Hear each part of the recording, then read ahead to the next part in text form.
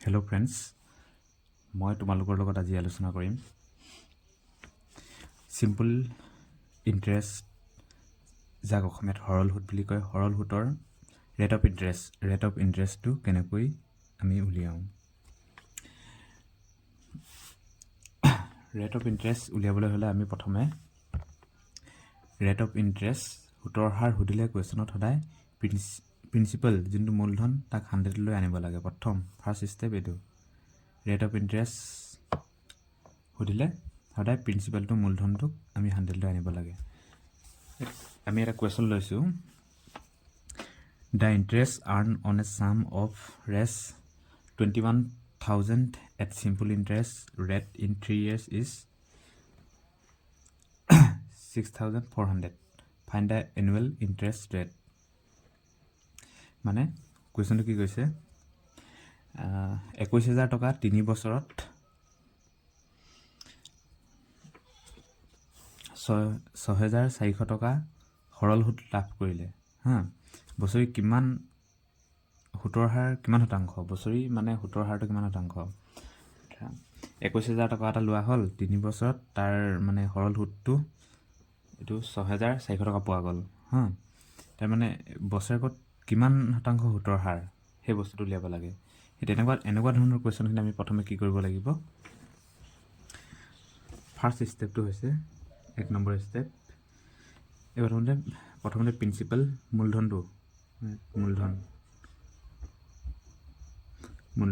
প্ৰথমতে প্ৰিন্সিপালটো ইয়াত থাকিব। তাৰপিছত ইয়াত সময় কিমান ইয়েৰ দিছে, 3 year, 3 year। তাৰপিছত ইয়াত লিখিব লাগিব সৰল সুত কিমান হৈছে। সৰল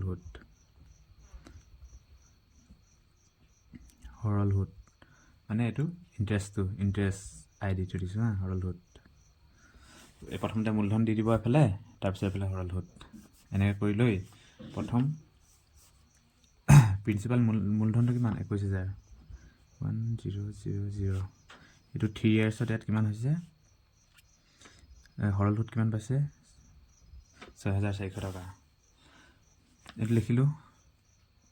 তাৰপিছত এইটো আমি কি কৈছোঁ, ৰেট অফ ইণ্টাৰেষ্ট সুতৰ হাৰ সুধিলে সদায় প্ৰিন্সিপালটো 100লৈ আনিব লাগে। এইটো 100, ইয়াত কিমান 1000ত আছে, 21,000। এইটো 100লৈ আনিবলৈ হ'লে এই 0 এটা কাটি দিম, এটা 0 দিম। এতিয়া কি হ'ল, 2100, এইটো 100লৈ আহি গ'ল। এবাৰ কি কৰিব লাগিব, 2 নম্বৰ ষ্টেপ, 100লৈ অনাৰ পাছত 100 কিমান গুণ, 2100, 121 গুণ এইটো হ'ল। এইটো একে থাকিব 3 years, এইটো থাকিলে 640। এইটো সৰল সুতটো, ডাইৰেক্ট সৰল সুতটো ইয়াত লিখিব লাগিব। ইয়াত 3 নম্বৰত কি হ'ব, 3 নম্বৰতে এইটো 100 থাকিব, এই বস্তুটো এনেকৈ থাকিব, 640 একে থাকিব।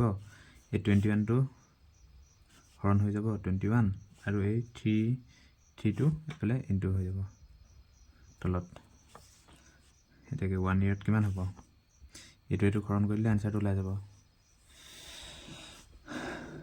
এইটো হৰণ কৰিলে কিমান হ'ব,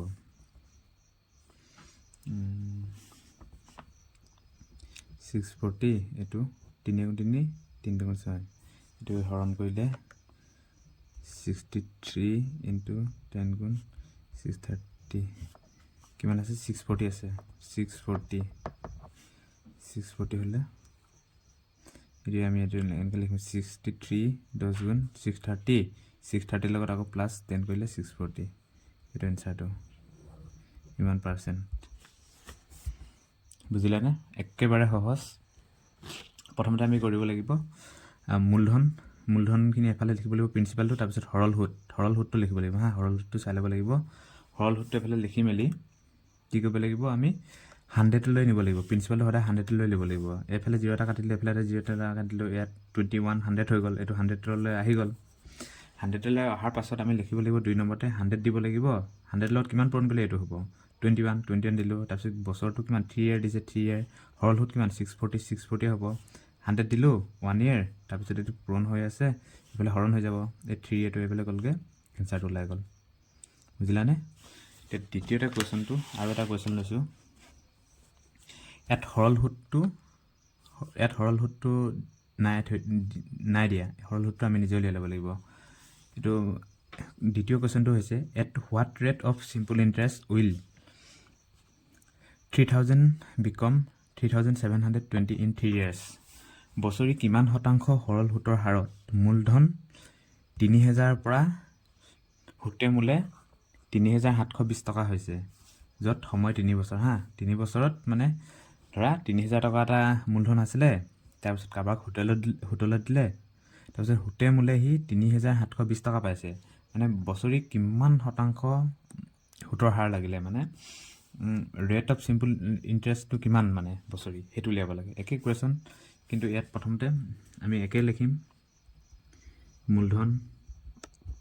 মূলধন লিখিলোঁ, মূলধন পি, মূলধন লিখাৰ পিছত তাৰপিছত ইয়াত টাইমটো এইটো 3 year থাকিব। কিমান দিছে 3 বছৰ 3 year লিখিবা।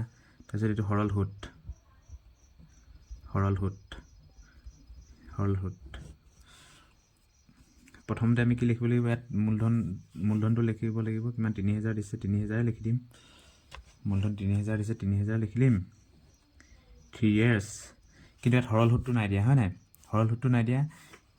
কি দিছে, ডাইৰেক্ট সুতে মূলে যিমানটো এমাউণ্টটো কৈ দিছে। সুতে মূলে আমি কিমান পাইছোঁ একেবাৰে 3720 টকা। এইটো লিখি দিম 3720 টকা। এতিয়া আমি সৰল সুতটো পাই যাম। সৰল সুতটো পাই যাম মানে আমি ফাৰ্ষ্ট ষ্টেপত কি কৰিবলগীয়া হৈছিলে, আমি 100 লৈ নিব লাগে, হয় নাই? ইয়াতে 0 এটা কাটি দিলোঁ, ইয়াতে 0 এটা কাটিলোঁ, 100 এটা আহি গ'ল। 100 3 লগত কিমান পূৰণ কৰিলে এইটো 100 হ'ব। এইটো 100। 100ৰ লগত কি পূৰণ কৰিলে 3, হয় নাই? এইটো 3 years হ'ব, একে হ'ব। 100ৰ লগত 3 পূৰণ কৰিলে 300 হ'ব। তাৰপিছত এতিয়া ইয়াত সৰল সুতটোতো এইটো নহয়, 3,372 টকাটো 372টো সৰল সুত নহয়। ইয়াৰ সৰল সুত কিমান হ'ব, 300 টকাৰ পৰা কিমান টকা বাঢ়িলে 72। সেইকাৰণে ইয়াৰ হেৰিটো সৰল সুতটো 72। এইটো সৰল সুত নহয় দেই, এইটো এমাউণ্ট আছিলে। এইটো সৰল সুত এইটো হ'ব। কিন্তু ইয়াত সৰল সুতটো ডাইৰেক্ট দি থৈ দিছিলে। ইয়াত সৰল সুত নাই দিয়া, এমাউণ্টটো দি দিছে। আমি ইয়াৰ পৰা সৰল সুতটো উলিয়াই দিলোঁ 72। এতিয়া 3 নম্বৰত 100 হ'ল। তাৰপিছত এইটো 72টো থাকিলে, এই 3টো তললৈ আহি গ'ল, আকৌ 3টো আহি গ'ল, 3 × 9। 9 কিমান, 9 8 × 72 8%। এইটো বছৰি ৰেট অফ ইণ্টাৰেষ্টটো 8% হৈ গ'ল। একেবাৰে সহজ। এতিয়া 3 নম্বৰ কুৱেশ্যনটো, at what rate will 2000 become 2520 in 4 years। বছৰি কিমান সৰল সুতৰ হাৰত মূলধন 2000 পৰা 4 বছৰত 2520 টকা হয়। একে এইটো কথাই কৰিব লাগিব। ইয়াতো সৰল সুতটো নাই দিয়া, ডাইৰেক্ট এমাউণ্টটো দি দিছে, সুতে মূলে যিমানটো হয়গৈ। আমি একে লিখিম মূলধন প্ৰিন্সিপাল। এইটো ফাৰ্ষ্ট ষ্টেপত আমি লিখিম কি হয়, মূলধন কিমান দিছে, মূলধন 2000 বছৰটো কিমান দিছে 4 year, হয় নাই? তাৰপিছত কি আহিলে, এইটো সৰল সুতটো আমি লিখিব লাগে ইয়াত। কিন্তু আমি ইয়াত প্ৰথমতে কি দি থৈছে, সৰল সুতৰ ঠাইত ডাইৰেক্ট এমাউণ্টটো দি থৈছে 2520 টকা, হয় নাই? ছেকেণ্ডতে আমি কি কৰিব লাগিছিলে, ছেকেণ্ড ষ্টেপটো আমি 100 লৈ নিব লাগে, হয় নাই? সদায় মানে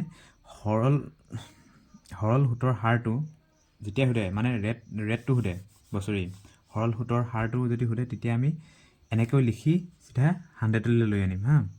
200 হৈ গ'ল, হয় নাই? 200 হৈ গ'ল। তাৰপিছত এতিয়া 100 পাতিম, 100 লগত কি পূৰণ কৰিলে 200 হয়, 2 হৈ গ'ল। ইয়াত বছৰটো 4 years দিয়া আছে। এতিয়া এইটো সৰল সুতটো এইটো নহয়, এইটো এমাউণ্টহে হয় নহয়? এতিয়া ইয়াত এমাউণ্টটো লিখিম। এমাউণ্ট কিমান হ'ব, 200 আছিলে 252, এমাউণ্টটো কিমান 52 হৈ গ'ল। তাৰপিছত এইটো 100 হৈ গ'ল, 4টো এফালে গ'লে ইয়াত 1 থাকিব, আকৌ এই 2টো এফালে যাবগৈ, 52 হ'ব। এইটো ইয়াত 2টো আহিব, 2 আৰু এই কেনেকৈ গৈছিলে, 4টো আহিছিলে, কিমান হ'ব 2 4 গুণ 8 20 গুণ 8 হয় নহয় এইটো ইয়াক হৰণ কৰিলে কিমান যাব 52 8 6.5% হ'ব হয় নহয় কৈ দেখাইছোঁ এতিয়া 52 হয় নাই 52 এইটো যদি 8 যায়গৈ কিমান 8 গুণ 48 কিমান থাকিলে 4 পইণ্ট 0 দি দিলোঁ 8 5 গুণ 40 হৈ গ'ল এনচাৰ একেবাৰে সহজ আৰু এটা কুৱেশ্যন লৈছোঁ কি হাৰ সুতত 1500 টকাৰ সুতে মূলে 3 বছৰত 1815 টকা হয় একেবাৰে easy at what rate will 1500 become 1815 in 3 years এনেকুৱা ধৰণৰ কুৱেশ্যনখিনি ডাইৰেক্ট লিখি দিবা একেবাৰে শ্বৰ্ট ইজি প্ৰিন্সিপাল কিমান দিছে 1500 হয় নহয় ফাৰ্ষ্ট ষ্টেপ এইটো মই ষ্টেপ বাই ষ্টেপ বুজাইছোঁ 1500 টাইমটো কিমান টাইম দিছে 3 years 3 বছৰত দিছে 3 year দিবা কিমান হয় ইয়াত এমাউণ্টটো দি দিছে ডাইৰেক্ট এমাউণ্ট কিমান দিছে 1815 কিন্তু ইয়াত এইটো সৰল সুতহে আমি লিখিম হয় নাই সৰল সুত আমি সৰল সুতটো উলিয়াই ল'ব লাগিব হয় নহয় এতিয়া আমি এইটো 100লৈ আনিব লাগে হয় নহয় কিন্তু ইয়াত 100 হৈ আছে এইটো হয় নাই ইয়াত 1500 হৈ আছে ইয়াত 1800 হৈ আছে এইটো 100 হৈ আছে এতিয়া এইটো 100 দিলোঁ 100 পৰা ইয়াত কিমান এইটো পূৰণ কৰিলোঁ 100 লগত 15 পূৰণ কৰিলে এইটো 1500 হৈ গ'ল হয় নহয় তাৰপিছত এইটো 3 year হ'ব ইয়াত কি কয় বোলে সৰল সুত কিমান হ'ল 1815 পৰা 1500 এইটো মাইনাছ কৰিলে ইয়াত ওলাই যাব কিমান হ'ব 315 টকা 315 সেইকাৰণে এই সৰল সুতটো ইয়াত সদায় সৰল সুতটো লিখিব লাগিব সৰল সুত কিমান 315 হৈ গ'ল এতেকে 100 হৈ গ'ল এইটো 1 year এইটো 315 হৈ গ'ল তাৰপিছত এইফালে এই 15টো এইফালে আহি যাব আগতে কৰাৰ ওপৰত কৰিলে 15 into 3 এতিয়া এইটো হৰণ কৰিলে কিমান হ'ব 7% এইটো এনচাৰ এইটো হৰণ কৰিছা তোমালোকে 15 গুণ এইটো 15 45 হাত দিলে 5 গুণ কৰি দিছে 5 3 কৰিলে 31 7% গম পালানে একেবাৰে সহজ এনেকুৱা ধৰণৰ তোমালোকে চিম্পল কনচেপ্ট শিকিবলৈ হ'লে মোৰ চেনেলটো ছাবস্ক্ৰাইব কৰক আৰু আগলৈ এনেধৰণে মই বনাই গৈ থাকিম ভিডিঅ' ছাপোৰ্ট কৰিব থেংক ইউ